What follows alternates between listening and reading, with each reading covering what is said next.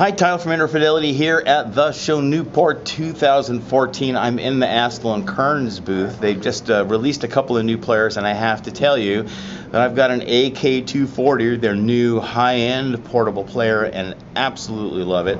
The user interface is spectacular, and when I heard they're coming out with some new players, I prayed that they had the same user interface. And you're going to hear in a moment what good news there is. Jason Henriquez of Astell and Kern, how you doing, man? Good. How you doing? Good. Why don't you give us a little tour of the devices, starting on the 240? Okay. So the 240 was announced at CES this year in January. Just recently came out. It's a dual DAC Cirrus Logic 4398 DAC chipset, 256 gigs of internal memory, both unbalanced and balanced analog output. As you said, the interface has changed. We moved over to a customized Android interface. Much more user-friendly than the Linux-based UI on the first generation models. He's saying that like it's not a big deal, but oh my gosh, the user interface is a much better user interface than any portable player I've ever had. But go right ahead, Jason. No, the first generation models, I mean, it was quick, simple. You got to do what you got to do, and I mean, the interface worked well. This adds a lot more options for us.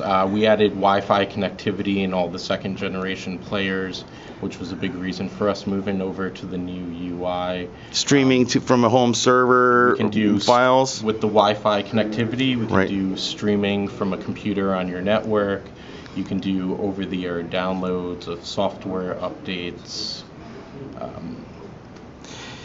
Yeah, it's groovy. Yeah. Bluetooth output, so I can hook it to my Bluetooth speakers. Drag and drop, adding to playlists of folders and artists or songs. It really is a spectacular UI. Yeah. Yeah, one of the things that a lot of users had asked us for is they were looking for comprehensive search functions, which is what this new UI also enables. Great search functionality, song, album, artist, genre. Yeah.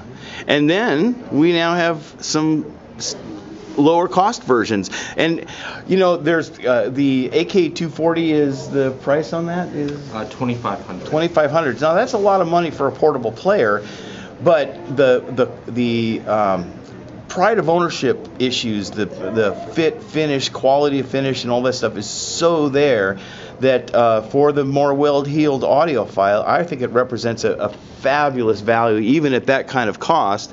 And now we're bringing it more down into the real world with the new products. Yeah. So in Munich 2 weeks ago, we announced our new second generation AK100 and AK120. Same UI as the 240 that we introduced in January. Both unbalanced and balanced analog outputs like the 240. All three players will do single and double rate DSD playback. The 100 and 120 will convert that to PCM on the fly. The 240 has an additional processor, so that will play the single and double rate DSD back natively. Natively, right. Which is also where the additional costs come from. Sure. Both the 100 and 120 are machined aluminum.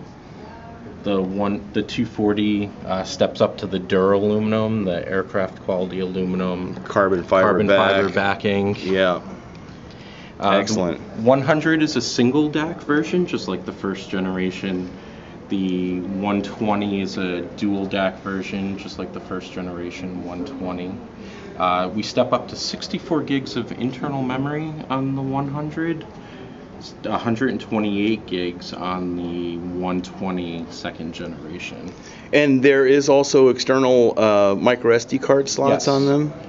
One micro SD card slot will support up to the new 128 gig micro SD cards. So lots of storage on these devices, and plus these lovely leather cases that are just really beautiful. I had no idea that we could get these kind of thin features and still be durable. I was quite worried that this was actually going to not last, and it turned out to work marvelously with my 240 and with the old AK-120. Had some thin sections on the case like that, and it was a great case.